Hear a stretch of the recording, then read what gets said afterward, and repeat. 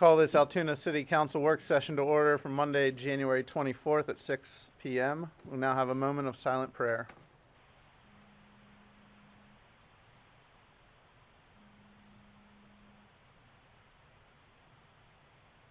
Please stand for the Pledge of Allegiance.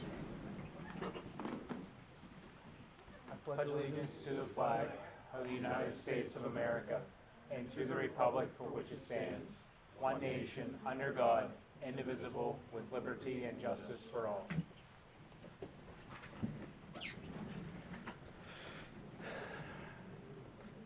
If we have anybody from the public who wishes to address council, you may do so by going to the podium and stating your name and address for the record. Okay, we will move on to the first discussion item, the revolving loan program overview and guidelines. Okay, Mayor, just to kind of refresh everybody's memory, we had talked about a number of different project areas, and further in our agenda, we talk a little bit more specifically about those again. But one of those project areas related to the revolving loan program, and we had tentatively committed a certain amount of funding last year with prospective funding going forward in the coming years for this program. At the time, Council had emphasized its desire to be involved in the decision-making in relation to who was going to actually receive that sort of funding. And towards the end of last year, I received a draft proposal, which is included in your packet, concerning this revolving loan fund from Mr. McKnight from ABCD Corporation. He's here to give a little flavor to it, but I just wanted to kind of go over it with you in this version of the guidelines, at least. Eligible borrowers would include any for-profit or non-profit developer located in the city of Altoona. Loan amounts would be up to $500,000. Match requirements would be 1-for-1. Loan can only apply for 50% of the total projected project costs. Eligible uses would be real estate, land and building acquisition, or real estate improvements, new construction or renovations. The interest rate would be locked in at 1%. Loan term could be up to 20 years. And then there's some other items below that, but I'll kind of turn to Steve to fill us in on maybe the rest of what's listed here, and then just a sense of how this would be put into effect going forward. Thanks, Omar. And primarily what I want to be able to do is answer any questions that the council members may have about this framework, and that's really what it is meant to be, is a beginning point to outline the structure of the proposed loan program, and bullet point its priorities and impact. And I think the most important thing in talking with many of the members here individually over the last few months is that this loan fund be targeted to the redevelopment areas in the city of Altoona, to accelerate that, to make capital available that's patient capital, that's an important part of an overall financing deck that would help to incentivize development in areas where it may not otherwise occur, with the impact model to this really being the change in tax value. So taking an area, whether that be a building or a piece of land or both, that is currently at a relatively low tax value, and having that increment increase represent what the rate of return would be. But And even with that said, this is a loan program, so there is a revolving aspect of the dollars. So even at a low interest rate, that money would go into a project, allow for the patient stack to help with the overall financing, and then that money would revolve back into the city's coffers and then be able to be relent again. So it creates a lasting tool for the city to change those areas and over time help develop areas that may not otherwise see that, or at least accelerate it in a fashion. So that's the philosophy behind it, and that's then reflected in some of the terms that have been proposed. Tom Cecil's, who heads up our loan program, he could not be here this evening. So if there are any technical financing or amortization schedules and things like that, I'll defer to him on any of those questions. But generally, from a context standpoint, that's what the draft proposal represents. And again, pretty much a starting point. But I'd be more than happy, obviously, to answer any questions or thoughts that the council has relative to the proposal. Steve, what is the typical interest rate that banks are charging these days? Do you know? Yeah, they're four, mid threes to mid fours is usually a range based on credit scores and, depending on what the project is and uses of funds. Depending on whether it's commercial, et cetera. Mhm. I mean, I have a commercial loan at 5.99. Okay.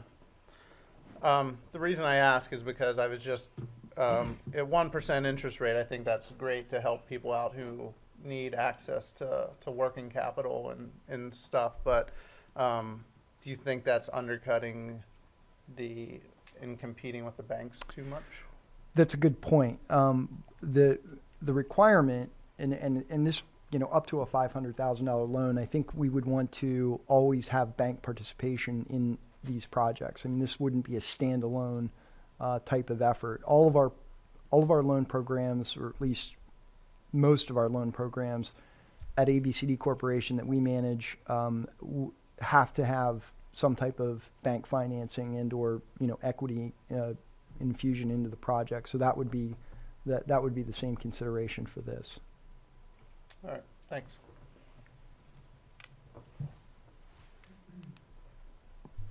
I have no real questions. I think this sets a really strong guideline for what we're trying to achieve, both in the short and long term, in hopes of trying to expand the tax base here in our community. I know it's been something that's been talked about and discussed for probably 50 plus years, and I think this is a chance for us to use these dollars, these one-time dollars, for long-term infrastructure improvements. Oh, I do have one other question. For the up to 12 months of no payments, is that only for projects that include a housing component? Yes. Okay. So that's good. It gives a little bit of incentive for people to want to do those sorts of projects. Yep. Steve, if I missed this, I apologize. Talk to me about the commitment fee. What is that? Is that just, is that, to me, that almost looks like it's part of the application fee. It can be looked at that. What we want to make sure of is when we move through an application process, that we see the process through, that we don't end up moving through an entire application process and then getting to the end and then the project not happening. So we want to make sure that there's an interest on behalf of anyone who would want to apply for this, that we're going to actually see through to the project completion, that all the financing is going to be put together. The details of that particular question I would defer to Tom, because that was something that he found important to put in as part of the overall structure and in line with other loan programs that we have at ABCD Corporation. Okay. So is that actually showing that there's intent, or is that a fee that's collected by the administrator, or, I mean, that's what I'm trying to wrap my arms around here. Yeah, that technical aspect of it, I'd have to defer to Tom, and Okay. I can get that answer. Okay, I'd appreciate Mhm. that. And I think if it's, commitment fee, meaning that the applicant has skin in the game, I get that, but I wasn't sure if that was on top of the $250 fee. It would be. Yeah. Okay, It would be. okay. It would be similar to points on a mortgage, Mm-hmm. basically. The other question that I would have is, Down below. There you go. The other question that I would ask is, would it be worthwhile to put not to exceed a percentage of the project, so that you wouldn't end up financing, 100% of a project? Would that be worth looking at? Well, there is a match requirement. If I thought 20%. One-to-one match. Yeah, well, it's a 1-to-1 match, so this would only be able to finance 50% of the total project. Yeah. I'm not familiar with this aspect, but I guess just a question that I thought of is, in the event of default or businesses do go bankrupt, unfortunately, I mean, what's the process like? I mean, I'm assuming that this would probably follow a typical underwriting process through the business loan program that ABCD has. It would. Okay. It would. It would be completely underwritten through a process that's been proven at ABCD Corporation with a loan review committee. So that aspect would take place in a standard practice that we've been using to ensure the viability of the project and the success. And there's a very high success rate, as in that process, and we would expect that would be the case here. Okay. Thank you. The loan amount says up to $500,000, but that was the entire amount allocated last year. I mean, I think the spirit of the program was, I think, to help, I guess, as many people as we could.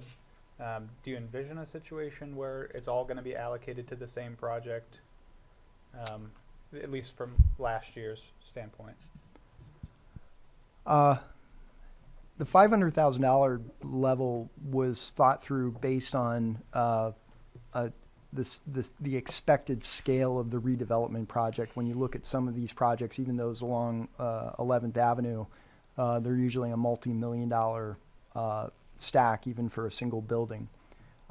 So that participation is actually probably low, in terms of what the overall percentage would be.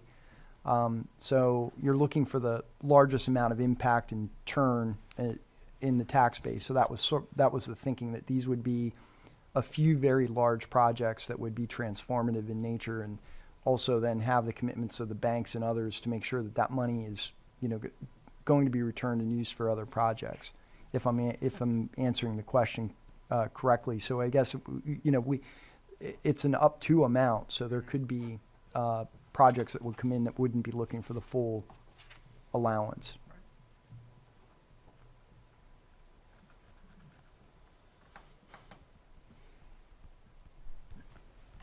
Excuse me. So my question, at least initially, is there any, ABCD would be the administrator of this loan, or the overseer of it. Does council want a specific role beyond just a report back as to what is being financed and what is being funded?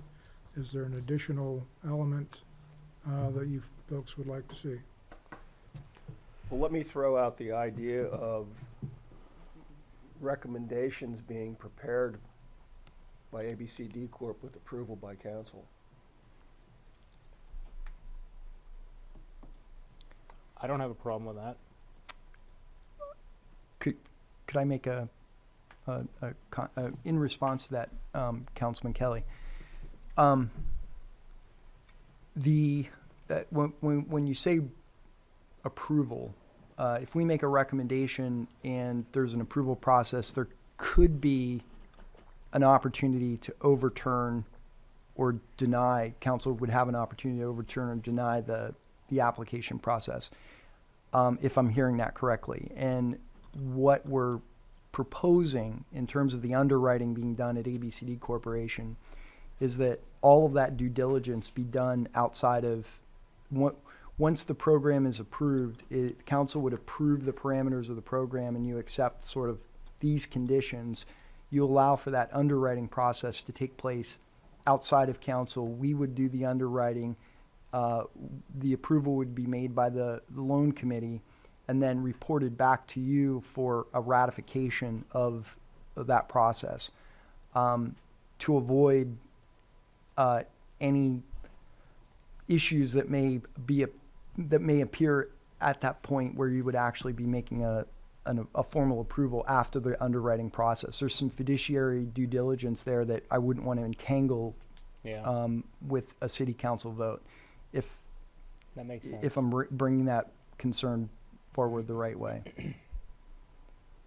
So it would Yeah. be most important that once you approve this or change, or we provide some opportunity here to refine what this is, that that burden of underwriting would be placed on us.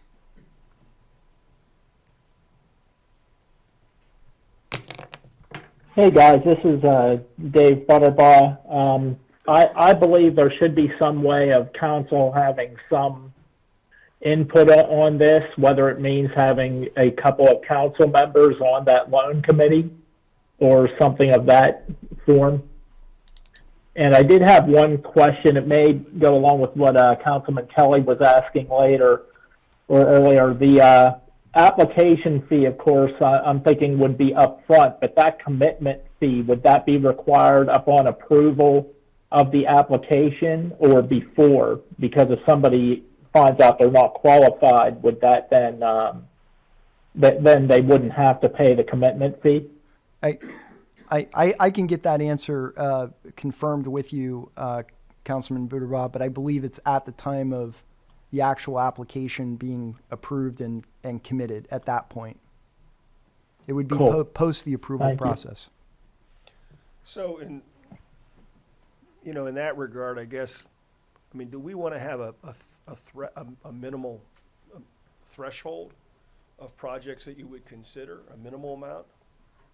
Because that 250 is not going to be refundable, the way I read this. That's going to be for everybody.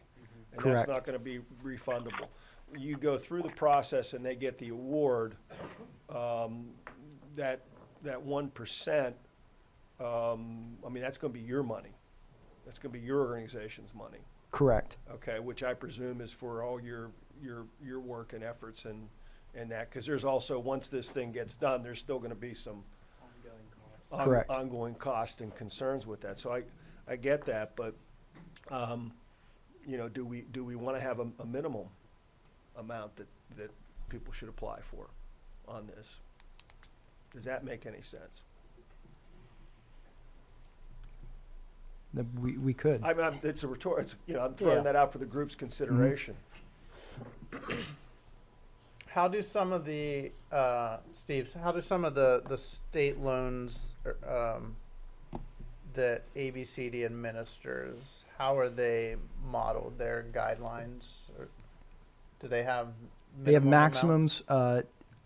I'm not recalling a minimum. Okay. Generally, we find the requests to be, up into the areas closer to the maximum just because of the nature of the projects and the size and scale that we're usually looking at. So generally, it's on the higher level, with the exception of our micro loan program. So we have programs that are specifically designed for the smaller projects. So you can sort of look at which program would match the project profile and type. But again, I can get some examples and share those with the council. Okay.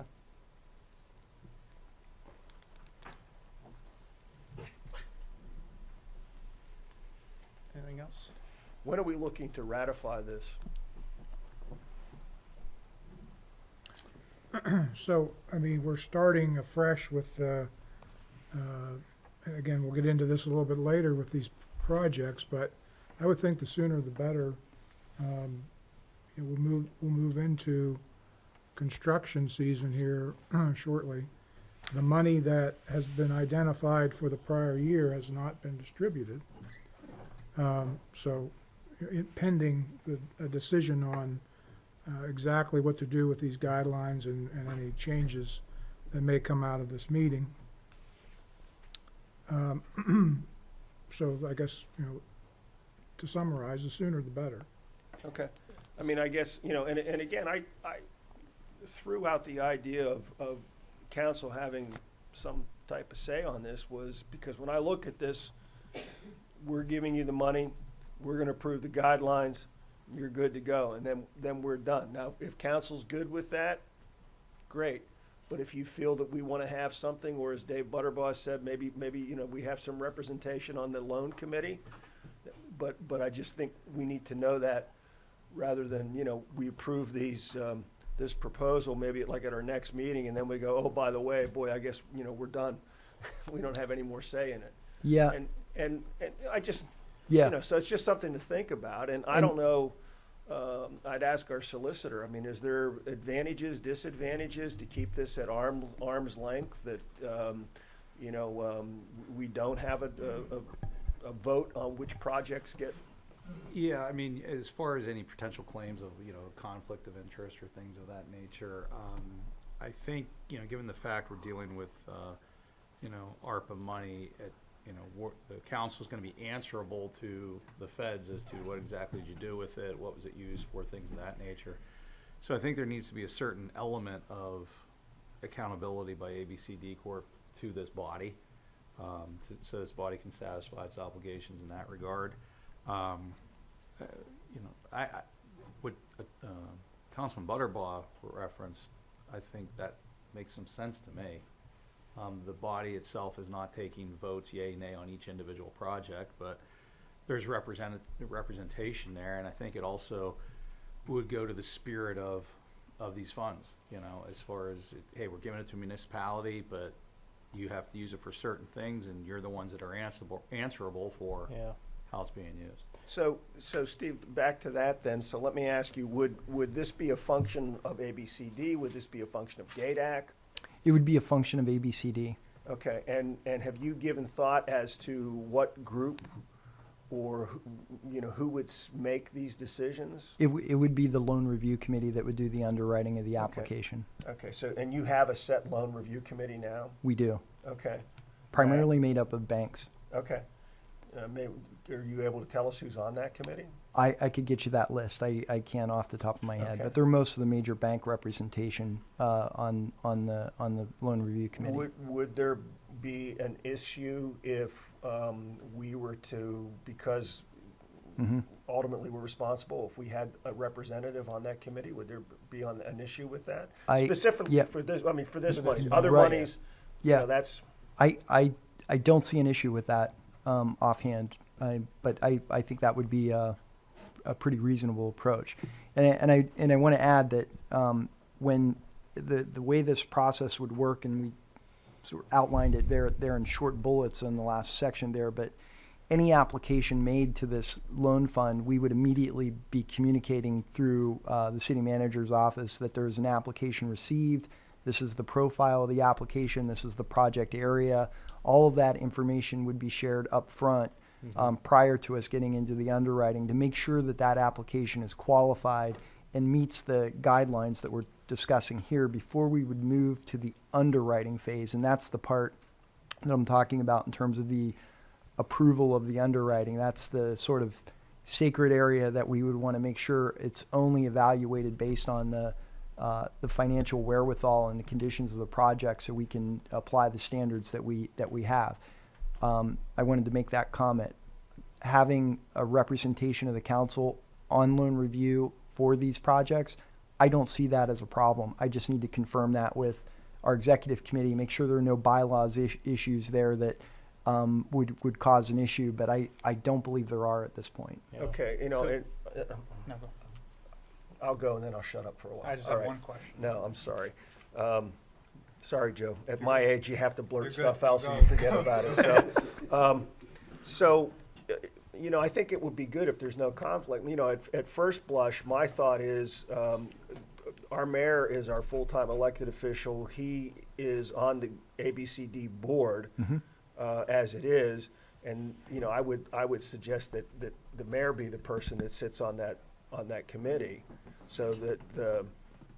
But I guess my question to the group then is, and to you, Steve, is can we find out about the commitment fee, and can you check your bylaws about putting a representative on there from the city? And can we put a bow on this thing for our February 14th meeting? To answer those questions, I can get back to you on all of those points tomorrow, so I can have that information. I'm gonna be in Somerset, but I can get it to Omar. to the front Yeah. office. But I mean, can we? Because I think to Omar's point, I think we need to get moving. I agree. So I'm sorry, Joe. I yield the floor Well, I back to you actually now. want to Sorry. expand on. I mean, I think the spirit. Correct me if I'm wrong. Of what you were asking originally about, having the council vote, is a transparency issue on, this is obviously taxpayer money that, that we're sending over. So, I guess how transparent, and forgive my ignorance, is the deliberative process in terms of who would get awarded those? The underwriting process? Yeah, I mean, the decisions of that committee, how transparent is that? How accessible is that information? Well, you're talking about the review process looks at credit worthiness, Well, yeah, and I'm not. financials, all of the sensitive personal or corporate information that would be submitted as part of that process. That's what happens at the underwriting process. So that's usually under a pretty confidential condition. I'm not asking for anybody's credit information or anything like that. I guess what I think the purpose of having representation on there is to make sure that we're being held accountable to the fact that this isn't just private money. This is federal money that's being entrusted. Well, and I understand what you're saying, and I agree. But because of the nature of it, it's a competitive. Basically, this is a competitive process. It's loan money. You administer other loan monies that are state and federal dollars, Right. and they'd be handled in the same way. Yeah. Right. So I think we have to, and that's why we wanted them to do this, because we don't have the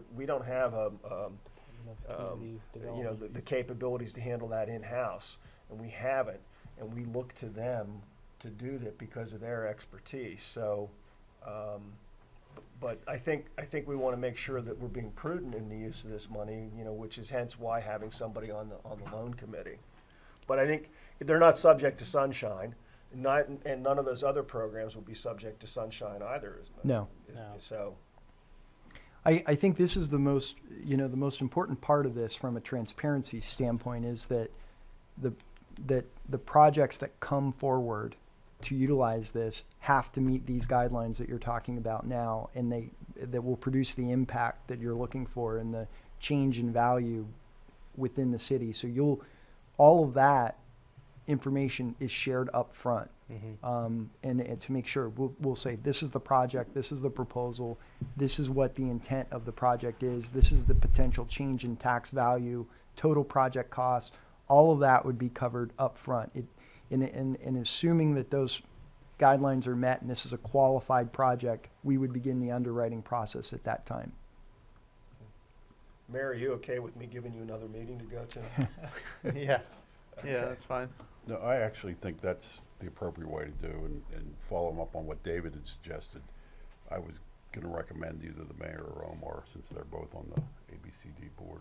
So I'm sure Omar doesn't need any more meetings to go to. Well, I mean, I can be a representative of council, but I think it's best if a member of council is a representative. And my preference would be the mayor.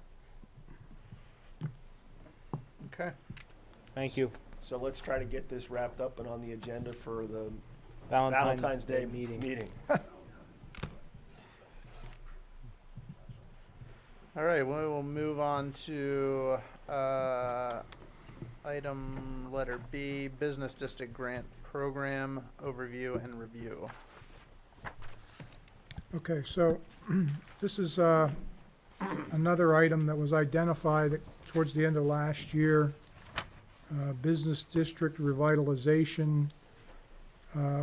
We had called this a grant and loan to businesses committed to economic development projects.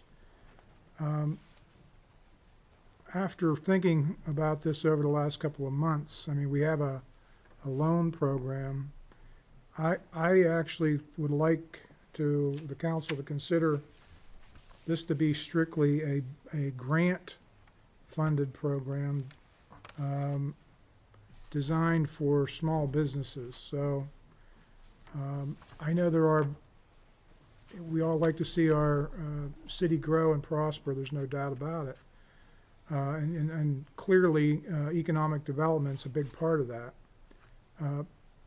We talk about, the last item we just talked about is really geared towards, as Steve mentioned, larger projects. I mean, it's not exclusive to larger projects, but it's likely going to be that you know is brought to the table for a loan.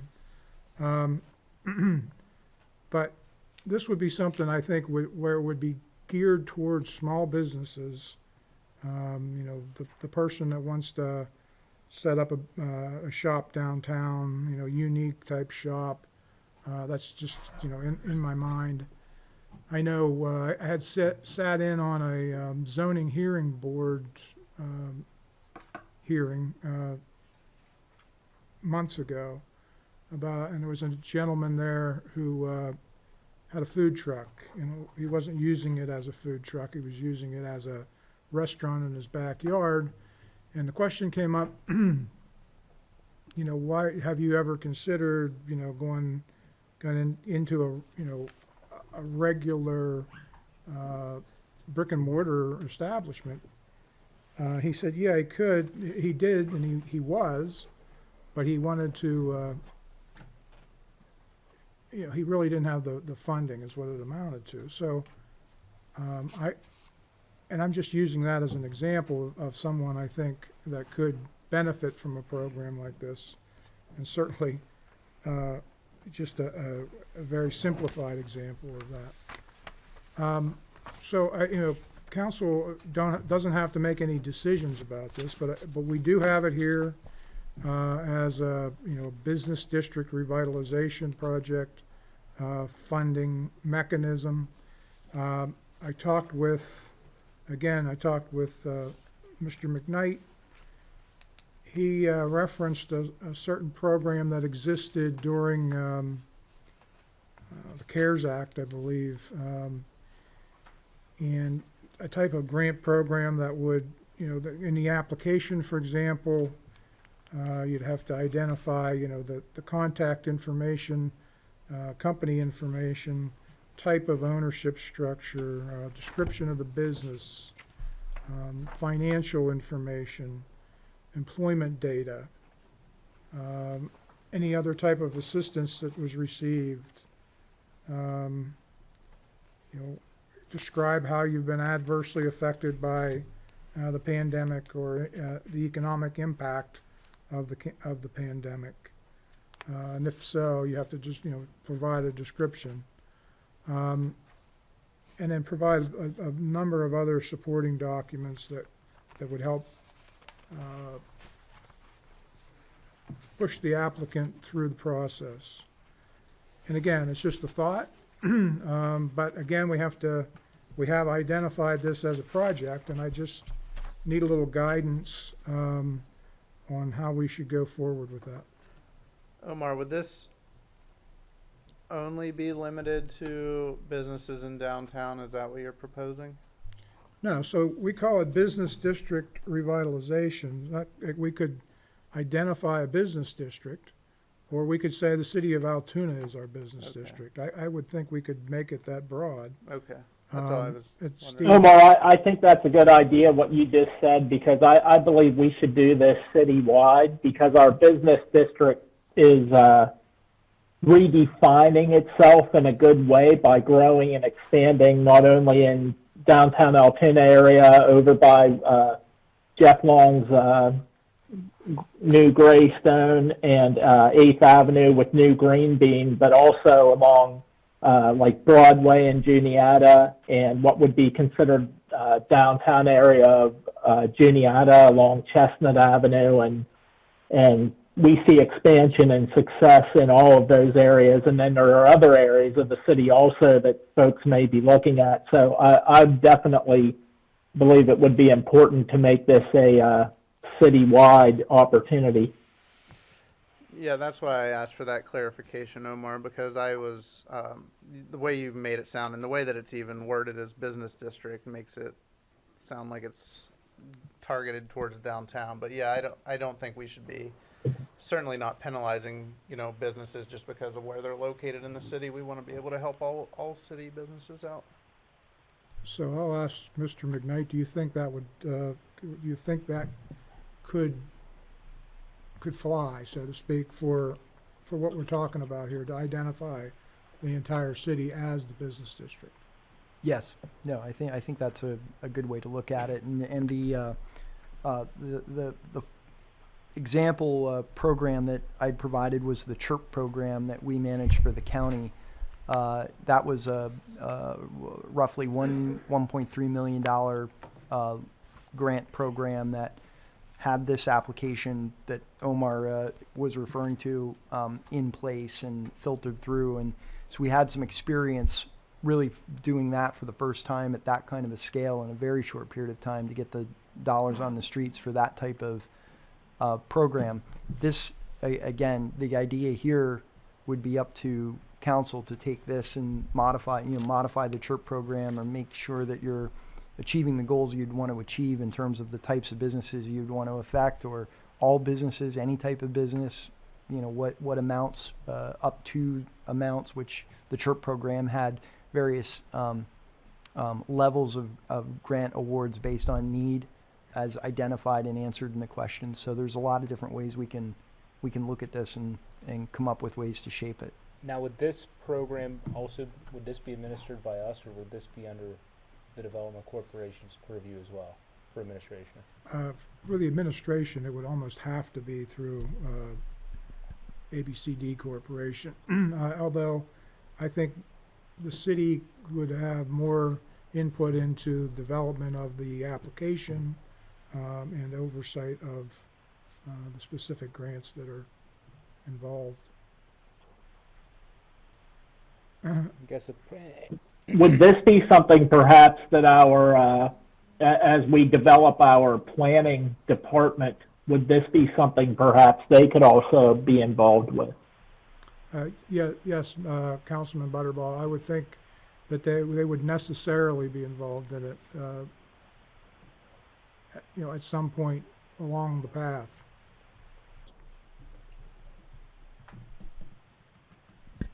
Omar, I think it's an excellent idea. I think to invest in the small business in the community, I think is a real step forward, so thank you. I have no problems making this accessible to businesses all across the city. I mean, I think our message needs to be that we are open for business, and we welcome business and enterprise in our community. Well, and I think probably if we had a not to exceed, just so we could help, it being that it is a grant, being that we could, help multiple businesses, I think would be, a real good way to start. So what I would propose is that we refine the application process, set up parameters, bring them back to council, and maybe at the next work session, do something very similar to what we did with the, just now with the loan program, just to make sure council is, informed and approves of what we do. I thought the mayor brought up a good point with the name, and perhaps change it from business district to City of Altoona Business Grant Program, and take the word district out of it when we refer to it from now on. And that way it avoids any confusion or any kind of thought that maybe it's only a certain area that's eligible. We should come up with a clever acronym for it. We'll get right on that. I would think, you can do that too. All right, does anybody have anything else left for that before moving on? All right, we'll go on to downtown parking next. Okay, so, and as a matter of fact, coincidentally, Mr. McKnight, both participated in a parking authority board meeting on Friday. But moreover, we, going forward, if we expect that our downtown area is going to develop and thrive, I think we need to know the current limitations on parking and maybe make plans for overcoming those limitations at some point in some manner. So I know Councilman Ellis, you had talked about this. If you want to jump in and pick it up a little bit, that would be good. And I'll get Steve to weigh in as well. Yeah, this all started with me with the discussion with the mayor about some of the projects that are going on downtown and some of the things that are projected to go on downtown in the future. And the question came up, is there enough parking? And when we started laying out the numbers, I had a discussion with Steve McKnight, and the numbers just weren't seem to be adding up for potential future development. So based on the conversation with Steve and the mayor, I'd like to make a proposal that we do a parking study downtown that would allow for us to get our hands around what's available, what's not available. And earlier I had a discussion with Councilman Kelly too, and he actually made a great recommendation. And first, I don't want to steal your thunder, but there's a lot of church parking lots available that have parking through the week that surround the downtown, that maybe that's an option we could look at as we do a parking study. We could look at the feasibility of maybe sharing some of those spots too. But with the revitalization of the columns, I understand they're going to start doing events this spring. The renovation of the Penn Central building, which I think is going to be 30-some apartments, which will have targeted parking in the parking garage downtown. The movement of the McCrory building, which is going to involve some other things. I just think we need to be planning ahead for parking. So that's where I'm at.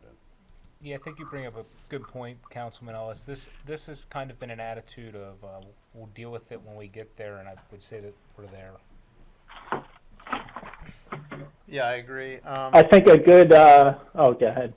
I was just going to say that, with all the development that's happening, this is something that we want to get out in front of now before it really turns into a problem that we have to address on the spot. So I think it's a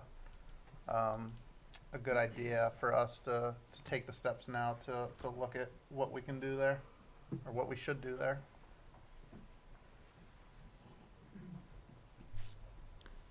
Penn State Altoona did a study about, I'm going to say 10 years ago, maybe a little more. That may be a good one to dig out and at least use as a template or a starting point.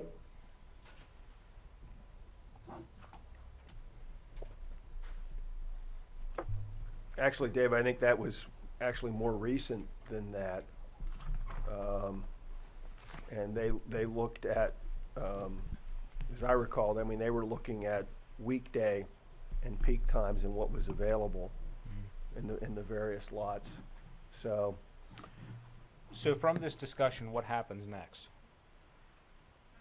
So if council is of the mind that we move forward with a parking study, we will go about the process of undertaking an RFP for that study and move forward with it.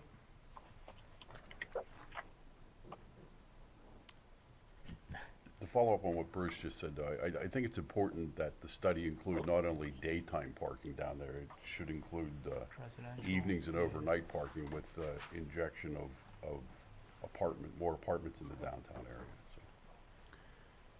Yeah, I would think we would want to not exclude any type of parking, short-term, long-term, anywhere in that area. So I think that would be the scope, have to be built in to the scope of the proposals that we would request.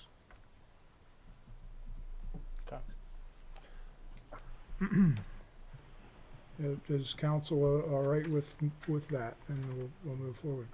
Okay, I realize they don't have the resources, but shouldn't the parking authority be the ones? Just, I'm only laughing because, again, I'll reiterate that I was at the Parking Authority Board meeting. They don't have the resources. They Right, literally do not have, I just learned this, that the parking garage downtown has they basically operate on an honor system. There's nobody opening gates, closing gates. I don't think anybody knows whether it's free, whether it's pay, how long you can be there. I would think. well, they do now, Omar, thank you. Well, it's, but we did learn that there are parking spaces available there. Did you get that? And that's really, I think that's maybe indicative of some of the problems that the city has. We come to the point where we have, very little staffing to do certain things, and we don't have the resources to do a lot of what we would like to think are being done, and I think that was a case in point right there, so. But we don't have to, we don't have to approve like a budget, we don't have to approve the cost. You can pay that out of contingency, correct? Correct. Study? Yeah. Yes. Yeah. And as a former Penn State student, Yeah. it is the honor system. So what you're saying, though, is really, for all intents and purposes, the only reason we have a parking authority is so that the authority could leverage money. Perhaps, I guess it's. Well, I certainly don't know the history of it. I'm trying to assess the current condition. And, it's not right, it's not where I would like it to be, and I don't think it's where anybody in this room would like it to be as far as, the administration, the resources that are available, any number of different things that would relate to parking in the city and in the downtown. Bruce, I know that we've talked about before about trying to utilize some of the parking lots that the churches have throughout the day. Has the city ever initiated any conversations on that? It was done, and I remember this is a conversation I had with Pat Miller. Apparently, it was done at some point, but it was more on an interim basis while something was going on, and they utilized that. The reason I threw out the churches is we have several churches in and around the downtown area that during the week, those lots aren't being utilized. Mm-hmm. And if you notice, funerals anymore, funeral directors don't like to go to the church for a funeral service because they don't like the movement and the liability associated with that. So you don't have that many funerals that are held during the week at a church. And even still, there still would be a fair number of spots. And I'm just thinking that to be able to take advantage of that and create a win-win where, that in turn for giving certain amount of spots for permit parking, we could help with snow removal or something else as a compensation for the use of the lots during the week on an 8 to 5 time frame, Monday through Friday. Someone correct me if I'm wrong, but is the cathedral the only privately owned parking lot in downtown? I think the rest of them are already parking authority lots. That's probably First Baptist and the Jewish Memorial Center Oh, okay, The yeah, down synagogue. there. That's have right. lots. And there's also some parking at what was there's some parking, I believe, with what was the First Presbyterian Church over by their education center. Am I right? On 14th Avenue?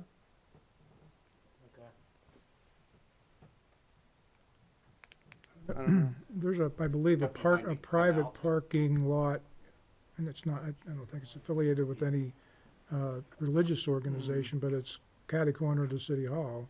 Yeah, that's the one, yeah, that Bruce is talking about, I think, yeah. Okay.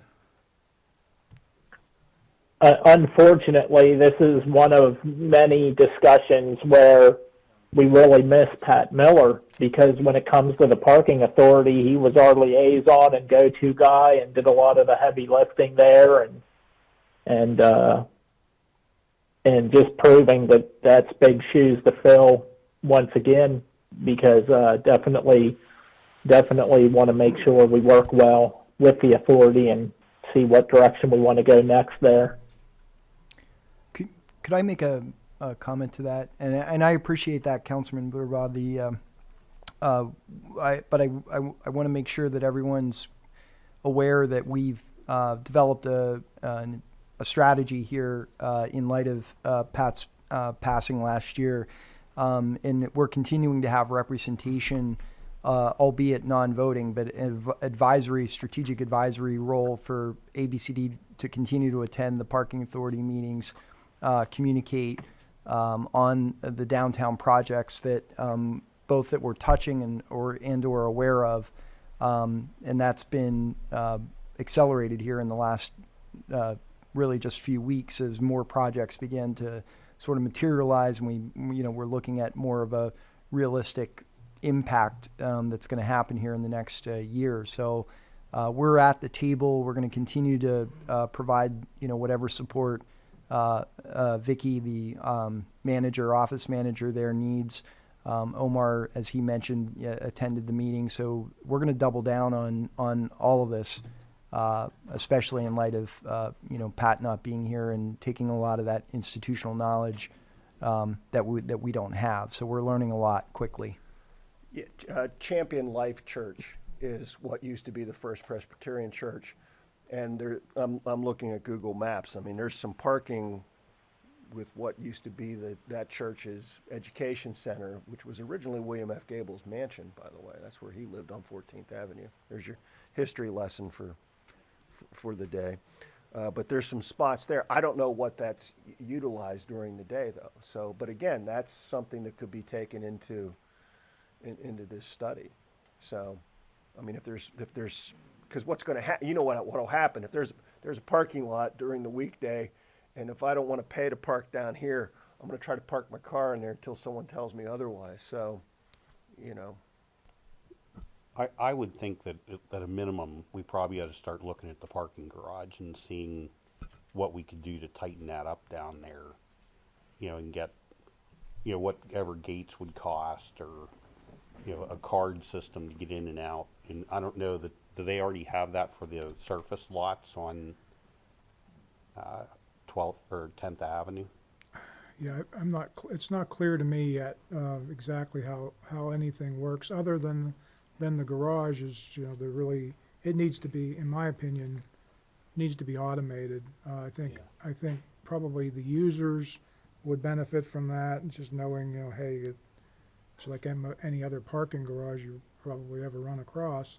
And certainly the parking authority would benefit, and I think in the long run, the city, the downtown, downtown business folks, I think we all would probably benefit from that. Because I know at one time up on 12th Avenue, that lot was gated, and then the one down on 10th Avenue, by the Wolf Building, that was gated. And I don't know that any of them are The working. one on 10th Avenue is no longer gated, but that probably has a lot to do with the Curry project there with the construction material. But Yeah. I've been in and out of there numerous times in the last year, and I haven't been asked. Well, and to the pay. thing is, Curry Never paid is for parking. is going to commit to certain spaces in that lot. So I think, to be carded, and to secure that lot, I think that would be I think that would be wise at this point, at least to check into it and see what the hardware would cost. Who would handle something like that, Omar? Well, there was some discussion of that at the board meeting. Was unclear to me exactly how they intended to identify the parking spaces. I think they have a plan for it, though. But I do not believe it was gonna be secured the way that you mentioned. But I'll have to look into it a little further. I'd imagine Yeah. that the administration of like a card system would be more extensive than just, yes, we'll do it this month and next month it'll be implemented. Did you get any sense of a timeline or? No, as I said, I just realized it today that we had, that's the system we have in place, so I really hadn't thought about it much further. I think it would take a discussion, not just with this body, but with the board, the Parking Authority Board, as to how they would, like to go forward and what they see as the problems, because they've been dealing specifically with that for much longer than I have. Also kind of make them aware of what we're planning to do in terms of the study. And the study, would that, if we're doing the study in-house, is that something that Public Works would take, where would that fall? Probably an engineering firm. Engineering, okay. I was Yeah, gonna it wouldn't, say, it wouldn't be in-house. Okay, well. Yeah, it wouldn't be in-house.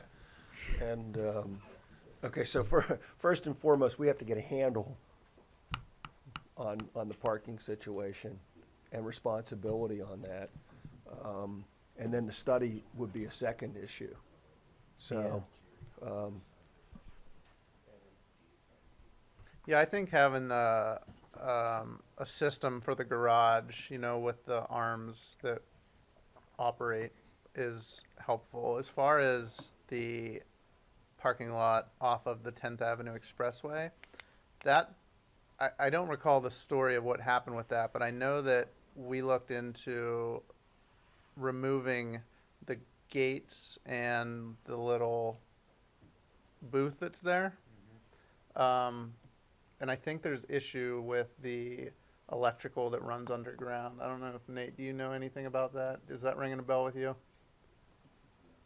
I know that the power for some of that area down there runs through that little booth that's on 15th Street. Is that the one? Yeah.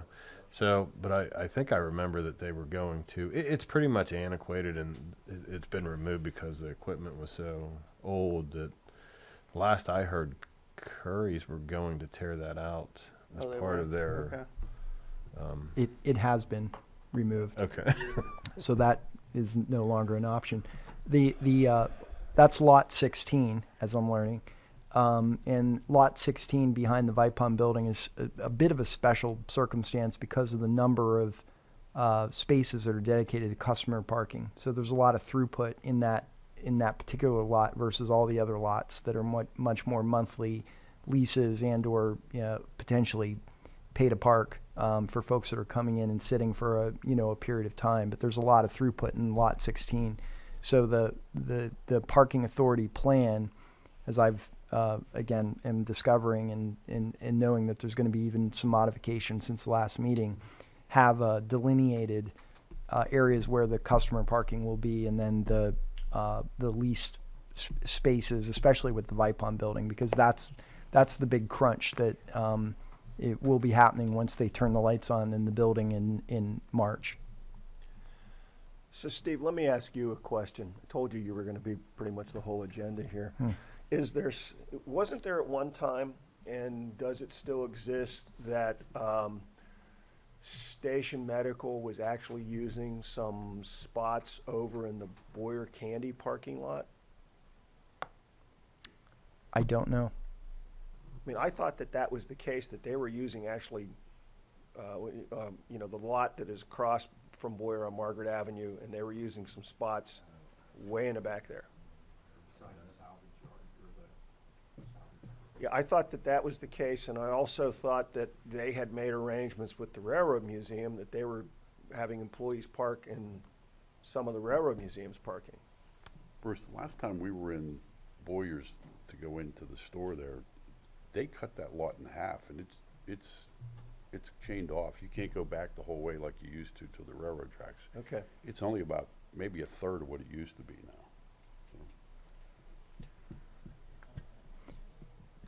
What were you thinking though in terms of the lots, the Well, Vipon building lot? You know, I'm just wondering, for this, parking study, do we need to be looking maybe a little bit beyond,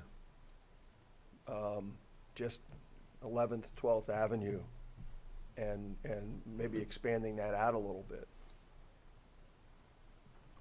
I think that's a valid point. I mean, as you develop the scope in the RFP, I mean, all of that, I think comes into play. I just know from the projects we're looking at just on 11th, and we haven't even really considered the possible change, and I have a call tomorrow with the Gables building ownership about what happens there and some of the capital improvements or non-capital improvements that are going to be made to that. There's a lot of variables and moving parts, but most of it is concentrated on 11th at this point when you look at the projects that are going to impact the parking. Well, and somebody earlier, referenced private parking in downtown, and there's the Gables garage. And, what's the status of that?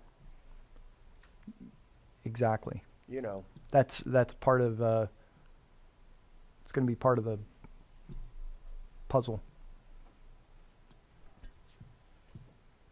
To expand on parking a little bit, Bruce, one of the things that I noticed over the last course in time is the lack of parking around the rec center at 19th Street. So if you're going out of the downtown, we're not really going that far, and we have a major parking issue there at the Booker T. up in Fifth Ward. Sports Center. Yeah. Well, any of those rec sites, I've always said that if you've got a kid playing basketball or volleyball, you want to be the first game. Because if you're going in for the second or the third, there's no parking at any of those facilities. So, Yeah, we were by there over the weekend at about 9:15 when the first game was letting out and the second game was probably getting ready to start. And, a bad situation with parking up there was exacerbated even more with the snow that was around, so. well, that's more to my point. Then where do we want to, if we're going to do this parking study, where do you want to start to draw the lines on this then? Because back to the Station Medical, they have a problem when the school district is letting out and when classes are starting. There's a real mess over there. And- Well, that's more of I would call that more of a traffic problem than Yeah. a parking problem. I don't know. I mean, I see your point about including Station Medical Center, but again, that's private parking. So I don't know if we really want to weigh in on, our thoughts on that, because it's not, what we say isn't going to affect that anyways. It's not like we can't build anything there, or nor can we tell the owners what to build there. No, but I think, what I'm suggesting is that if we've had businesses that have raised an issue saying, I've got this, but I don't have sufficient parking, that factors into it because people are going somewhere else and taking somebody else's space then. So, also if we're looking at, going to some churches and saying, is there the availability to partner with you on some of this? They're all privately owned too. So, I just think it's a matter of, if we're going to do a study, I think we need to define what's the study area and what we're going to look at. I would think we'd want to be like maybe 18th Street to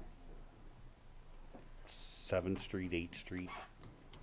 Because you have the Center for Nursing Care, you have, the old Mid-State Bank building.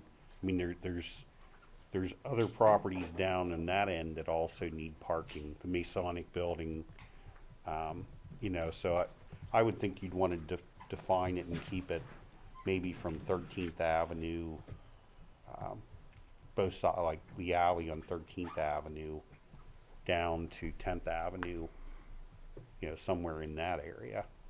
Yep. Just my thought. One suggestion is, as you're considering the RFP for services, you may want to define an area That's what I'm saying. But you could ask the consultants to say further refine, you know, as part of their scope, to further refine the behavioral impact of, you know, how far are people willing to walk and park, you know? So I think there's probably a psychological, you know, and social I element. think that's a lot of the struggle. I mean, if you go to Pittsburgh or Harrisburg, I know off bat I'm going to be walking several blocks to where I need to be. Here, you know, and it's nothing against, you know, any of our fellow residents, but we want to park in front of the door we're going in. Well, that was always the problem at the Logan Valley Mall with their garages. People didn't want to park in the garage at the mall and walk in, you know. But, you know, even to go out, and again, you could go out a little bit further, and the Altoona Hospital has spent money doing improvements in the Fairview Cemetery because they have employees that park in the cemetery during the day, and that's what they do. So, Yeah, it could be part of the, I think it's 7th The Street answer. to 18th Street, 10th Avenue to 14th Avenue is the basic area we want to look at, We have the with the opportunity to maybe tinker with that a little bit. City of Altoona Business Revitalization Program. We have the City of Altoona parking problem. We'll just expand it to all of the city. Well, to remind you guys, when Penn State did that parking study, they came to the conclusion that there was less walking involved downtown than at Logan Valley Mall for the parking situation. So it sort of dispelled the myth that parking downtown was worse than parking at the mall. As a matter of fact, not only did it take away that myth, but it proved it completely opposite.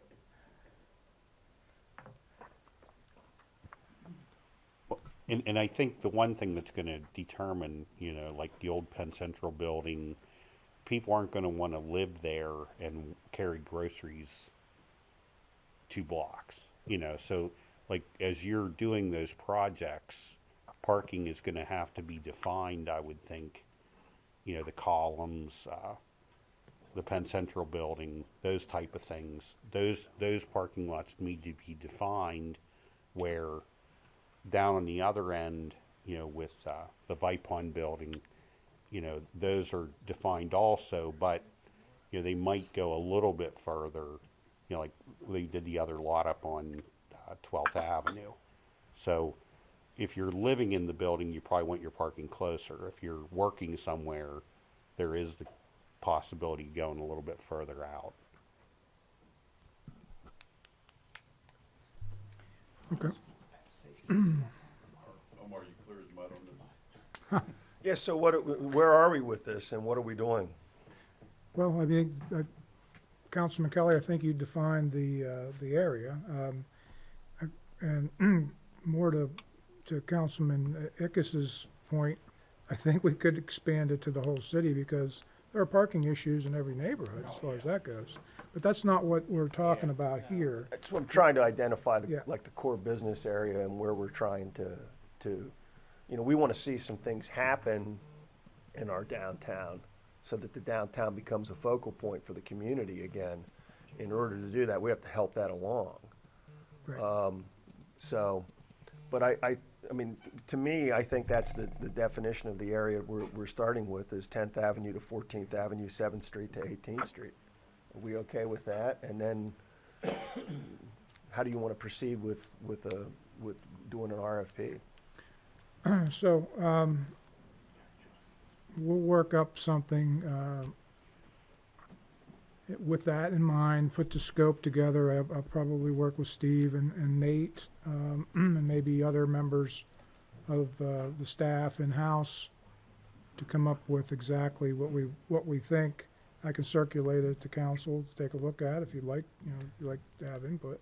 Wait, Okay. so what's the area again? I had said 18th Street to where? 7th Street Okay, and 10th Avenue to 14th Avenue. okay. That's a pretty good parameter right there. The other thing is, it would be helpful to find out, you know, Pat Miller came in and made that presentation on that study that was done where they utilized the Penn State student body as part of that. We need to dust that off and take a look at that. Yeah, I've never seen it, but we'll dig it up and find out wherever it's at and take a look at it. Would only make sense to reference what had just been done not too long ago in terms of what we're gonna do going forward. So as for a time frame for study, Omar, when do you think we'd have something to look at that we could review and go out with? I would think within the next month or, 6 weeks. So March meeting. Well, I was hoping to have a pink bow on it in time for our Valentine's Day meeting.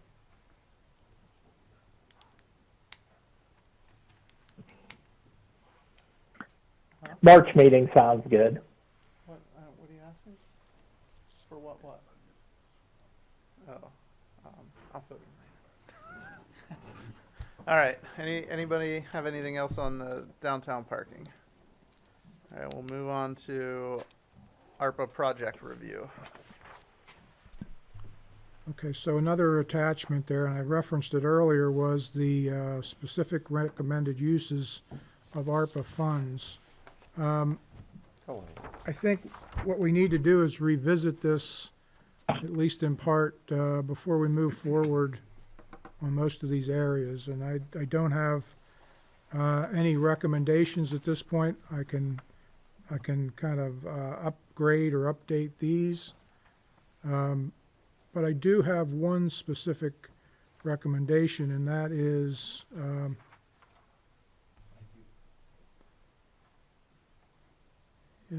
if you're looking at the spreadsheet that I provided and you see the big gray line that runs horizontally about halfway down the sheet, the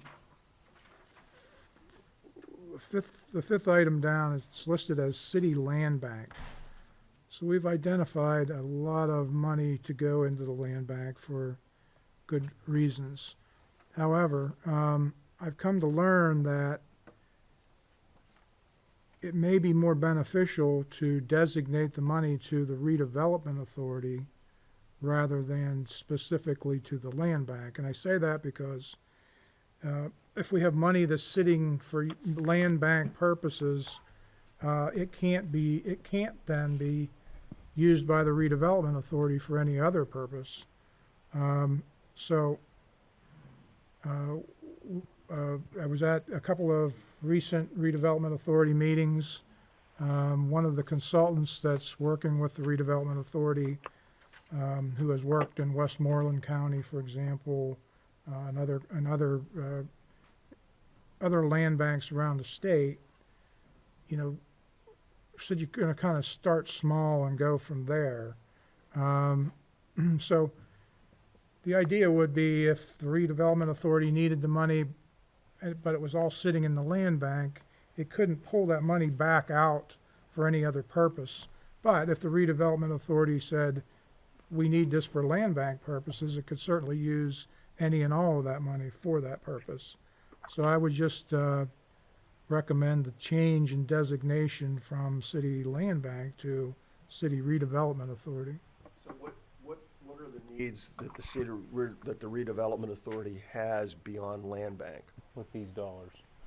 Well, so for, let's say, property acquisition that you wouldn't be using the land bank for, that you would use the redevelopment authority. So that would be a good example, if you're trying to put together contiguous pieces of parcels for a bigger project, that's could be a situation where you would utilize the redevelopment authority to acquire the land rather than the land bank, because you wouldn't need the land bank, because it wouldn't be a tax sale property or anything like that. So that could be a situation where it would be more advantageous to have that money for the redevelopment authority instead of other way around. Okay. The reason I'm asking that is we just went through some real specifics with this loan money that we're going to let ABCD Corp use. And I'm not opposed to giving the money to the redevelopment authority. They certainly could use it. But I think it would be good to have some similar type parameters as to what that would be used for if it's not going to be used for land bank. Yeah, The so, thinking was, whenever we were talking about that, was that land bank projects are probably gonna be fairly small, where redevelopment projects could be of a larger nature. Land bank's gonna be side lots, housing rehabilitation, those type of things. But when you get into redevelopment, those projects can normally be sizable. And the money can always filter down, it just can't filter back up. so, it came up at the meeting, the redevelopment authority solicitor is Elizabeth Benjamin, and she mentioned that we should have some sort of cooperation agreement, that's similar to what's happening in Pittsburgh and what's happening in, being discussed in the city of Johnstown. So I talked with Solicitor Finn, who was gonna reach out to, Solicitor Benjamin to talk about the parameters of that, what that might look like. And I think in the anticipation would be, Councilman Kelly, in the nature of this parameters, like this agreement, the parameters would kind of set forth similar to like the guidelines you saw for the loan program, like, okay, these are the type of things we're looking for this money to be utilized for. It's not like a blanket, hey, here's a check, have a nice day type thing. And like I said, Omar and I were talking about this afternoon, and I think it's the anticipation, when I can sit down with Attorney Benjamin and kind of come up with something and present it to council. Yeah, it's not that I have any opposition to the idea, it's just that in giving the money to ABCD Corp. And in giving money for land bank, it was that those monies would be like revolving funds. That money will be going out, but money will be coming back in so that they can continue operations. And I can only speak for myself, I certainly would like to see that be the case for any of the monies that would go over to the redevelopment authority. Just to kind of clarify on what Councilman Beatty said, we're going to be starting off with small projects for the land bank to get them under our belt, but that doesn't necessarily mean that all projects undertaken will be small in nature. There could be some instances where the redevelopment authority and the land bank kind of work together to make a certain project happen if it's of greater scale. And I guess just for further clarification, the purpose of this would be housing predominantly, I thought was some of our previous discussions. Yeah. Yeah. Mm-hmm. I guess my question would be to Mayor. So, I mean, the land bank has been something that you've been passionate about for a long time. Do you in your opinion, you don't think that $3 million is necessary over the course of the next 4 years for the land bank to get off the ground? Because that was what I understood to be that purpose, to get it up and moving, to get it going. I think that having a cash infusion at the start will be really helpful, because we at our meeting on Friday, we approved the agreement with Winnie Branton, the consultant who we worked with in the past, and she's going to spend the next couple months putting together a strategy or a plan for the land bank to follow. So I think that as we go further into that process of working with her to help define, what the land bank is going to do, I think we'll have a better knowledge on what we'll be looking at as far as the scope of projects that we want to try to initiate right from the beginning. So to answer your question, I think that the money is needed. I don't think it's all needed at once, though. So even how Omar has it broken down here, I don't know if that's necessary all up front, instead of spreading it out over time. Yeah, and it may be that. I have a legal question. Didn't we have to designate that money to the land bank for legal purposes? Or if we did give money just to the RA, so to speak, would they then in turn have to designate a certain portion of that money to the land bank? Would there be like two separate funds that would have to be made? Well, yeah, excuse me, well, go ahead, Tom. No, go ahead. It's a legal question, so you're the only one that can. I mean, Councilman Butterbaugh, yeah, you raised a legitimate point. I think the concern here was maintaining, staying with the guidelines of the law, but also giving the flexibility of the redevelopment authority is basically how I understand. I think utilizing, like setting forth these parameters in an agreement between the city and the redevelopment authority, I think we can satisfy both those requirements.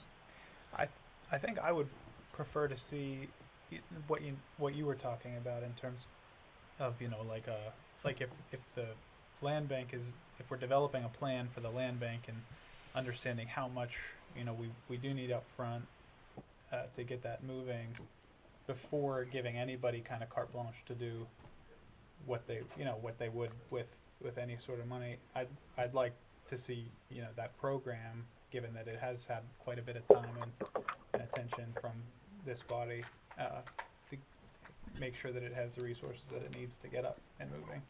Does that make sense? Sorry, Joe. The land bank, I mean, we're looking at the land bank would be a program Right. of the redevelopment authority, Yeah. not a separate group, right? Right. Okay, so I just wanted to make sure I was clear on that. And so if we're gonna look at some legal agreement that other municipalities are using, obviously that's gonna have to come back to us, Correct. for us to approve, as well as the redevelopment authority. That's correct. So, is this money sitting with us still at this point? Or did it get transferred over to the RA? No, none of these, the revolving loan fund money hasn't been forwarded. So we're still, Yeah, we're still. so having- we would approve this agreement before we would send any money over to the RA? And when do we think that we'd have some language to look at? I could definitely have language for you to look at by the next work session. Okay, I'll let Joe buy So I'm it. assuming, I'd rather the council take a look at it in work session. Make Sure. sure you're okay with it, as opposed to just presenting it in a voting meeting. Tom, would it be appropriate to put some language in there that would say the money could only be used to enhance the land bank operations and construction of residential? I think we can craft it, that's one of the things, if you kind of craft the parameters appropriately, you kind of steer it towards the projects you're trying to. I don't know if you want to limit it to saying that though, because if a commercial play comes about, I don't think you want to hamstring yourself by not being able to participate in that project because we limited it to strictly residential. I guess I'm confused. Like, if we're gonna limit it, like if we're gonna approve an agreement to limit it to land bank operations, what is the difference between what we've already done and that? Okay, what I think the concern here was if the money is all designated, just put strictly into the land bank, okay? That's the only, only mechanism by which you could use. yeah, and our redevelopment authority hasn't had any money for years. Exactly. So they have other programs that they can undertake that they haven't had the money. But I think what we're looking for is a little feedback from the RA saying, if we had some money, this is what we'd like, these are the kind of programs we'd like to do. And that's all I'm suggesting. I mean, we have 2 members of council that sit on the RA, but the rest of us don't. So, Well, the discussion was made, or was had with Winnie about making this a priority outside of her work on the land bank. So like this component of it, as far as that goes, would be her thrust going forward. So getting this kind of tied down and see where we're going was our idea. Now, the land bank, we really would like to see, it's not completed yet, am I correct, Matt? Just as far as, it's in place, but the functions of it haven't been defined. So going forward, a lot of this money has time-sensitive components to it. So we would want to be as flexible as we could in the start of it anyhow for this year, to try to get projects to come in, RFPs and, you know, things like that, to get projects to aim it at. So, And Councilman Kelly, to follow up on one thing, I misspoke. I meant to say the February work session. I'm sitting over here wishing winter away by jumping to March. I meant the February, I presume that's what you meant. Yeah, You didn't okay. say March, you said the next work session. Okay, I thought I said March, so. And that would okay. be, the February. 28th of February. Yep. So just for clarification, I think the agreement that we're gonna put together is gonna define in some form or fashion that the money can only be used for eligible ARPA uses. It can't be just, you know, we're gonna have a party or we're gonna have a block party down the street or something. I mean, it's, and I think I made that example at the RA meeting. We just can't be used for frivolous purposes. It has to be used for eligible purposes, and those, But would it be there's a, referred to in the agreement and perhaps illustrated or enumerated as well? Okay.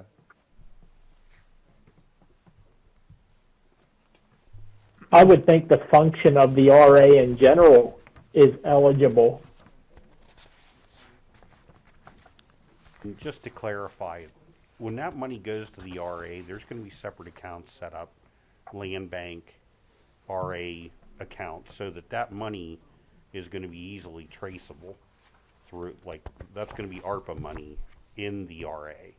So like, we've already talked about those accounts and, you know, how they'll be set up. It won't be a free-for-all. It'll be assigned. I'm really not worried about the accountability on it. I just think that from, again, my standpoint, we talked about funding the land bank because that would be money that would go out, money would come back in to be able to do other projects. I'd like to see those types of things done with this money so that it lasts and we can, you know, use that to absolutely. keep things going. Yeah. So, I guess that was my point. yeah. I think we have plenty of opportunities to use ours. Well, we have plenty of houses that we could work on with the land bank too, so Plenty that's, of opportunity with these dollars. So, as I mentioned, beyond that, I really don't have any specific recommendations other than we should probably be thinking about, you know, we've identified money for recreation, so I know that's been it may become a hot buttoned issue, but, think about what we want to do with that money and if in fact we, want to designate where it's going or how we're going to use it anytime in the near future. But I'll come back with a refreshed version of this for our future worksessions. thank you, Omar. Thank you, Omar.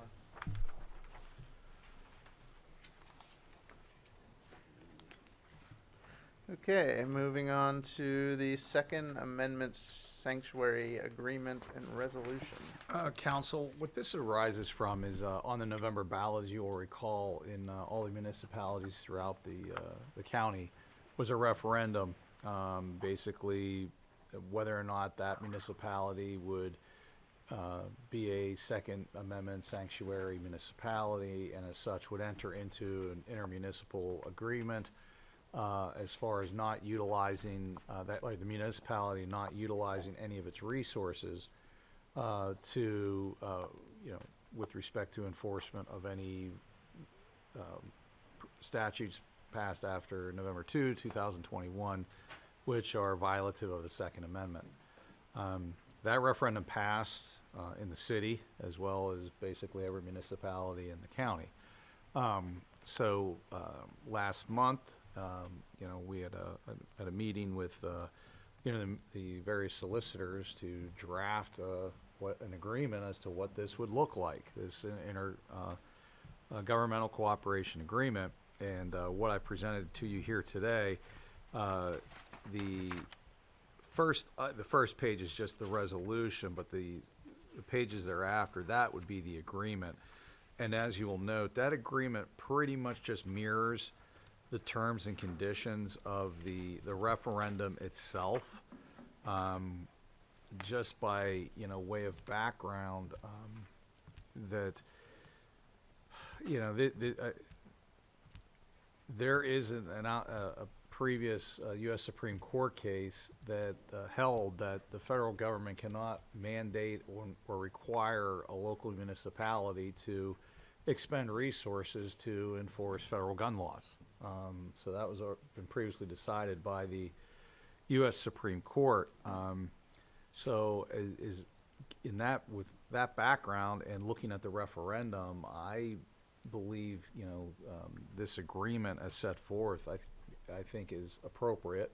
But what we did is we came up with this draft agreement, and then each solicitor was going to take it back to their respective municipality for their review and comments regarding same. So that's what I'm doing here.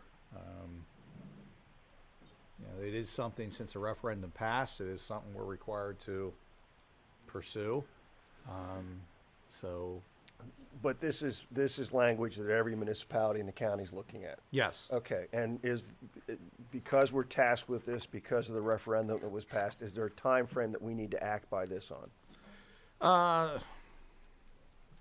The anticipation is that everyone would take it back, you know, work sessions, and by sometime in February, we'd get final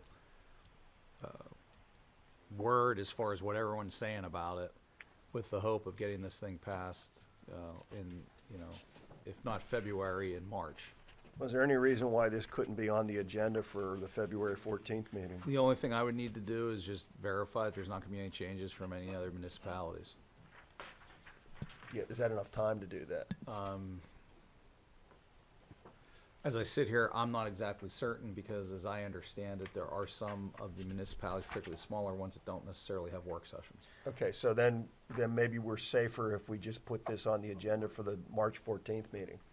Why don't we could do that, and I would suggest that if between now and February 14th, because we do have a 3-week gap here before the next voting meeting, if the feedback I get from the other municipalities is that, hey, we're not proposing any changes, we're good to go on this one, I can try to get it on for the February meeting. Fair And enough. based on the referendum, they do have to be identical, right? Like, it's not, I'm not gonna, it doesn't have to be identical, but you have to meet the spirit and intent of the referendum, which the way I read that is, well, if you're quoting the referendum, you're clearly following the spirit and intent of the referendum. So, and once this agreement would be in place, the only way the agreement could be rescinded is you would have to have a subsequent ballot referendum to get rid of it. So, does anyone have any questions or comments or anything as far as when I take this back to the other solicitors? Okay. I would agree this meets the spirit of the referendum. I'm a member of the Blair County Second Amendment Coalition, and I help do the work on this, and I would have no problem introducing or having this at the February 14th meeting. I have a question. I mean, this is just a random question. Sure. Obviously this is something that we have to vote on, but do we have to vote on it since the majority of city voters already approved it on the ballot? Well, you have to pass a resolution to basically enter into the agreement, is what you have to do. That's, the referendum says you need to pursue an agreement with the other municipalities consistent with this referendum. So the referendum doesn't approve the agreement. It puts the burden on every municipality. Hey, as voters, we have told you, you need to enter into one of these agreements. So first step is draft an agreement. We've done that. Then the municipalities have to agree, yep, this is what the agreement will say. And once you have that, then each municipality has to approve it. So what happens, I don't see this happening anywhere in Blair County, but what would happen if you would have a group of council somewhere in a borough or township somewhere who doesn't agree with the referendum and they all voted against it? What happens in that case? Would they be sued then? Is that what would Yeah, I happen mean, you there? probably look, yeah, it's, Okay. yeah. I was, Yeah. wasn't. It was You're just going to have a question. lot of people show up at your next. Yeah, sure. That's what's going to to happen. be clear, that is not happening. Yeah, that, Yes, yes. Thank you. All right, thank Yeah, you. that's a good idea to make that clear. That's not happening here because the next meeting will be packed from wall to wall. All right, moving on to city manager updates. Just a couple of items for you. I know in the most recent version of the manager's informational memo, otherwise known as the MIM, I informed everyone that Liz Reindl was hired as our new HR director. She began on the 18th of January. She'll be at our next council meeting. What I did not mention is that the HR department has been relocated within City Hall up to a section of Suite 400. It was previously occupied by Nick Artizone, Marilyn Morgan, down at that section of that suite, just kind of for informational purposes. Other item, we touched on it a lot during this meeting, is that, you know, when Pat Miller passed, and that's, obviously a very sad and unexpected event, it left a lot of areas that he was involved in open for coverage, really ancillary functions and activities that really have been voided. Just want to let you know that those include GADEC, the parking authority, and a number of items and activities downtown. Steve McKnight weighed in on this. We are working, I'm working with Steve to try to put our arms around everything and make sure that the things that Pat was involved with aren't entirely falling through the cracks. So that's going to mean more of an involvement from the city, and as Steve mentioned, his organization's going to try to do their share to cover those, those areas as well. And last but not least,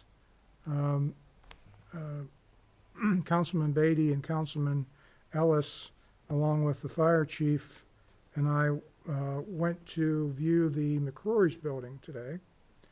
And that was the first time I was ever inside of it. And it is all that has been advertised, I can tell you. It's a beautiful building inside, but it's just really become very dilapidated. And there's about 4 feet of water or so in the basement. We've confirmed that, although the boat is no longer there. We didn't get the boat with the building.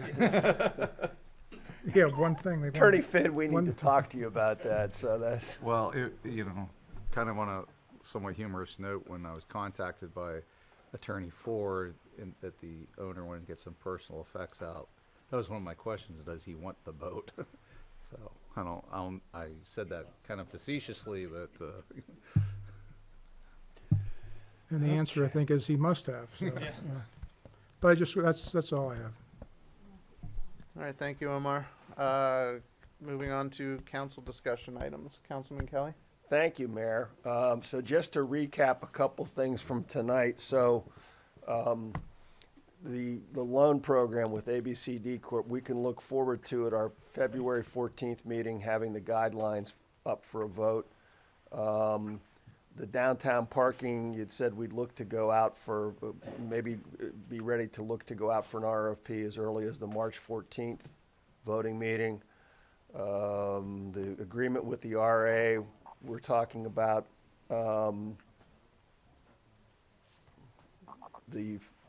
having that back maybe for the February 28th work session to look at. And then the Second Amendment sanctuary agreement, based on the other municipalities, perhaps no later than the March 14th voting meeting, right? that'd be correct. Okay. Yeah. All right, one thing that I wanted to bring up, I've had some conversations individually, obviously, with other members of council. One of the things we did 2 years ago was to come together at a work session, and we talked about prioritizing some issues as to what was important. because the idea was that it seemed like work sessions were becoming less work sessions, and we were just kind of using those to play catch up and do some things as they came along. But, we did that, and that was, if you remember, that was the exercise. We actually used the poker chips, and we voted, and we put priorities on a number of things. Yeah. And, but really, I think we ought to look to redo that again. I mean, because kind of the wheels fell off, because right after that, then we went into COVID, and since then, the world has changed. We've been given ARP money, which, by the way, I didn't realize that apparently in that legislation there was the change regarding 1099s. Did you know that? That was part of the American Recovery Plan, that they changed 1099s so that if you sell things on StubHub, Ticketmaster, eBay, yeah, Venmo, it's all now. If you got yes, 600 I bucks did. of it, Yeah, now you yeah, get a yeah, 10. yeah. That was all part of the ARP Act. Yeah, we didn't see that one, did we? But but some things have changed in the last 2 years, and I think if we're going to make our work sessions productive, I think it would be good to take a look at issues with parking, business development, housing, that sort of thing, just like we did before, and let the council members have the opportunity to say, this is important to me. Because a lot of us are running around doing a lot of work on our own, but let's face it, if it's not important to a majority of council members, then you've got some homework to do and try to get some people on board with you to do that. I think we'd rather spend our time working on things that there's some consensus. So if we can look to do that at a work session soon, I think it would help us to prioritize and make better use of our work sessions throughout the rest of the year then. I'm not suggesting we have to have the poker chips again, although if you need some, I can bring you some. But, and again, that's my opinion. I'm one of 7 people, so. I'll just jump in here. I think it's a great idea, because one thing that I've seen, and I'm sure Ron probably has seen this too, is that we're dumping an awful lot on the staff. Right. Okay, and I think this board, this group has done that historically over the years, and they are doing a whole lot with a lot less than they should be doing a lot with. Okay, and there's a lot of things falling through the cracks. So I think if this board gives a little bit of direction at these work sessions, it's going to help focus the department heads a whole lot easier. Yeah, and there's a lot of, I mean, we tend to deal with things as they come up. It's been almost like a knee-jerk reaction, and we're reactionary. I'd rather be a little more proactive than reactive as we approach some things. And now we have some resources that have been given to us, and I think it would make better use of the work sessions if we're being proactive and doing some planning. And again, it helps the staff too, because then we're able to say to Omar and the department heads, these are priorities that council have said this is a top priority, and we can start to prioritize and maybe put some time frames on some things. That's all I have. Thank you. Thank you. Councilman Carper? Thank you. As far as timeframes go, the only thing I was gonna ask for maybe next work session or is maybe an update on where we might stand with the stormwater projects come, the later after the snow has melted, where we might be at in terms of projects and readiness for those projects come the spring. And aside from that, I don't have anything else to add. Thank you. Thank you. Councilman Butterball? I'd just like to say thanks to our Public Works Department. They've been doing a lot lately with the winter storms and things of that nature, and so it's always a tough time of year for them and lots of work. Thank you, Councilman. Councilman Ickes? Thanks. Thank you, Mayor. I'm going to back up Councilman Kelly's point on, I think, a strategy session. I actually thought about that exercise the other day, I guess, because we have two new members of council that I think it'd be good for us to have kind of a session here where we can brainstorm and discuss those things. So I would definitely support that. Other than that, nothing at this time. Thank you. Councilman Ellis? Thank you, Mayor. Just a couple things.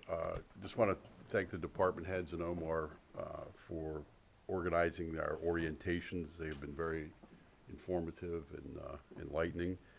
And clearly, as I mentioned and maybe at least once earlier, it's very clear that all of you do more with less, and that makes your job even more difficult than that of a normal public servant, so thank you for that. I also would like to just take a minute. Last week, about a week and a half ago, we lost a public servant here in our community that I served with for 8 years on the Altoona School Board, and I'd like for us to just take a moment and reflect back on the dedicated life of Dick Lockard, who served 44 years on the Altoona School Board. He was a colleague, a neighbor, and I consider him a friend. And just please keep his children in our thoughts and prayers going forward. So, thank you. Thank you. Councilman Beatty? Yeah, I'd just like to say Dave and I already started the efficiencies program because we did our orientation together. So, you know, we're trying to get on the curve pretty quickly.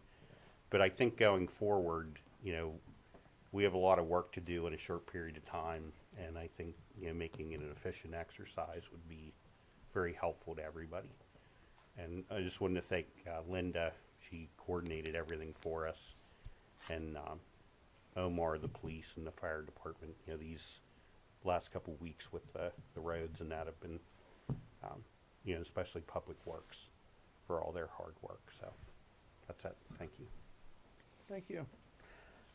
I would just like to say that with the recent passage of the infrastructure bill and all the programs and federal dollars that are gonna be flowing out to municipalities, I would like to see us identify our transportation and infrastructure needs, so that way we can begin kind of lobbying and advocating in DC for those things.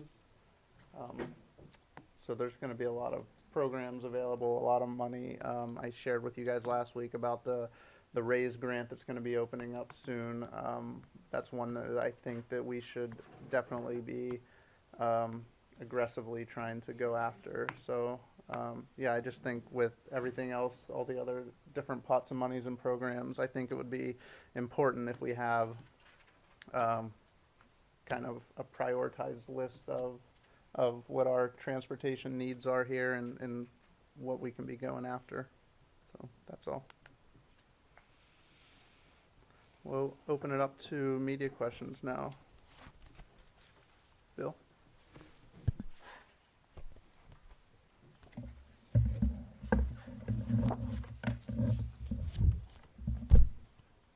Thank you. I guess to start with what you just said, Matt, how would you go about doing that, identifying the infrastructure needs and transportation? Well, I think just looking at areas where we know in a couple of years that there might be an opportunity there to apply for a grant or something, you know, have that kind of identified now so that we can have a bunch of projects that we know that that are ready to be applied for, you know, whenever these whenever all these programs open up, that we could kind of have our grant applications already kind of fine-tuned, you know, maybe if not complete the whole way, but at least we're not kind of flying by the seat of our pants trying to throw something together just to get it out the door to apply for something that we might get, you know, versus having a solid, concrete sort of framework, at least, of the area that we want to try to go after those dollars for, you know? You know what I'm saying? I think so, but are you proposing some sort of formal method of finding out the needs? Like how would you go about finding out the needs, what you might want to apply for? I think Nate and his department now kind of have a good grasp of where the needs are. You know, there's grants that we've applied for in the past that we didn't get, so we could polish those off so that they're ready to go for some of these programs, or, you know, just identifying other blocks or neighborhoods or, you know, gateways that we could be trying to to improve. You mentioned a particular part of that money that, and I didn't catch it. It sounded like you said raise grant or something like Mhm. that. That's exactly what I said. You did catch it. It's going to- RAISE. It's an acronym. Oh, Yeah. okay. So that's part of the infrastructure thing. Mhm. Okay. Didn't know that. Thank you. Omar, when you were talking about the small business portion of the discussion that followed, the discussion that began with Steve McKnight, is that money part of the ARPA funding? Yes. Okay. And what are the changes that you are referring to, if any, from what went before in that? I didn't quite get it. So when I started talking about this with Steve McKnight, he referenced a grant that ABCD Corp had administered during the CARES Act. The CHIRP grants. you mean. CHIRP, yeah, and I don't know, not sure exactly what that acronym stands for, but my thought was to use that application, kind of modify it to the needs of this program, work with that organization to come up with the parameters for what the grant, the grant funding might be used for, and how people would endeavor to participate in the grant program, and then bring it back to council for discussion and finalization. But it would be designed, in my mind at least, for very small businesses. So most business development, most economic development is spurred by small businesses. The loan programs seem to be geared towards larger endeavors, and I would envision that this would be something that would be geared towards smaller opportunities. So in the past, it had been, you hadn't had any sort of guidelines for that, and this would actually bring, for the first time, the guidelines to it. Is that correct? Yeah, so obviously the city's not had the funding to be able to go down that road, so to speak. Altoona Blair County Development Corporation does have, they administer various grants. So they're going to be very helpful in trying to put this on the ground as well. But what I mean is, when you first brought that, made that part of the initial list of ARPA funding priorities, it didn't have that those kind of guidelines that would direct it. Is that correct? No, it was just really, it was just a broad idea. Okay. But we're trying to bring the ideas to fruition, and we have to put some, build it around something. Right, okay. This is sort of an observation, but when you talk to Omar about gating the parking garage, are you I know we talked about this the other day at the parking authority meeting, but are you concerned that people who already resist going into the parking garage from around here are going to be even more resistant to using that if it's gated? No, it was really just to bring it under control. Right now, it's a kind of an honor system, and I'm not knocking it. I'm just saying I think we can improve upon it, and there may be some help available through other sources, perhaps from the city. I don't know, but I think there's kind of a lack of understanding about how you use that garage, what spots are available, who they're available to. So I see it more also as kind of an educational endeavor for folks in that area. Okay. Does anybody have any comment on what transpired at the Rec Commission meeting the other day, when a proposal was made? I know it's a vague kind of proposal, but proposal made for a large indoor recreational facility at Strawberry Hills possibly as an alternative to Prospect Park, but possibly to be done alongside with, or Prospect Pool, possibly alongside the renovation of Prospect Pool. Well, I gave you my comments there, but I will reiterate that, in my opinion, they're two separate issues. There's, Prospect is an issue of itself, and then, what was proposed of doing a large indoor sports complex is a separate matter. Right. Does anybody else want to say anything about that? Or whether the city ought to maybe contribute money towards that, like maybe ARPA money? If that gets any actual momentum. I think we're slated, as of now, we have $3 million allocated for recreation at this point. Has that amount been earmarked for anything specifically? No. I think we have to find out what the costs look like from the Prospects Pool standpoint, which my understanding is underway in some capacity. And I mean, those discussions are going to be continuing, an evolving matter, because it's going to come down to the city one way or another making the decision on this. We write the check. We write the largest check of the Blair Act. I'm not knocking the Blair Act, but I mean, we're the primary funder. So obviously these decisions are going to be at this body or some future body. Right.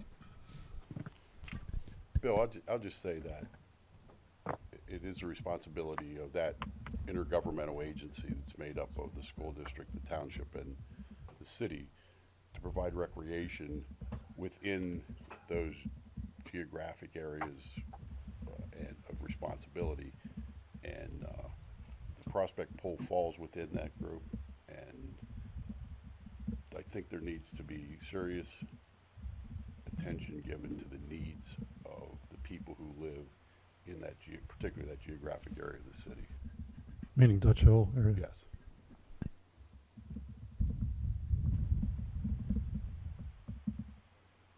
Okay.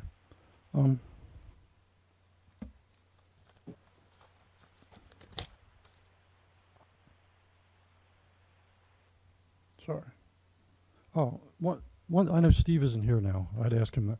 But when he was talking about the potential fiduciary issues with having council approve revolving fund loans, what exactly did he mean? Was it the conflict of interest kind of thing that Tom, you were talking about? Or? Well, I think one of the things, and I don't want to put words in Steve's mouth, but I think he was talking, once you go through this underwriting process, it's pretty involved process. And I think if it, when that is going on, kind of once you get to, okay, this loan has been approved, there's a lot of work that goes to get to that point. And I think there was some concern, from on several levels, like, okay, if now you're going to put another layer after that, another layer of approval, the issues that could raise. I believe that's what he was. That's my understanding. Yeah. I mean, this process is going to be, I don't want to say it's going to be similar, because I'm not directly involved on the other underwriting processes that are involved through ABCD and the other state and federal dollars that they have to administer for their programs. But ultimately, when they review a business plan, they run their reviews of financials, they do the creditworthiness for the borrower or the business entity. I think there's concern in adding, kind of their governing body from an underwriting standpoint, from loan review to a public entity. It's one of those difficult situations that's kind of come up in this unique circumstance where, we want to have a certain amount of oversight and purview of these dollars to be accountable to the taxpayer, but at the same time, we can't get involved in the direct business day-to-day operations that they might be seeing as well, if that makes sense. So I think that because ABCD underwriting those loans is going to have a certain standard for the other borrowers that might be a part of that program as well. So I think, to kind of back to the solicitor's point, I think that there's a variety of matters that kind of probably fall under that purview. Because that underwriting component he was talking about, I mean, it doesn't, you're dealing with, he referenced how you do have banks involved with these various finance, and it's not just any loan through this program. There's always contemporative, that's a terrible word. There's other financing along with that that's through the financing industry. And with that underwriting process, adding, this extra component would, I think, just create a lot of issues. Is part of it that just like if you go through all this process, like an applicant, they would just be fed up if they got I canceled at the end? That's yeah, I think that's one aspect of it, and I think what was discussed here tonight was a very good solution to that. It's like, okay, potentially having a council member on the loan committee, so that way it's all kind of wrapped into one thing. So. Okay, thanks. That's all I have. Thanks. Courtney, do you have any questions? I did, just one person after. Okay, this meeting is adjourned.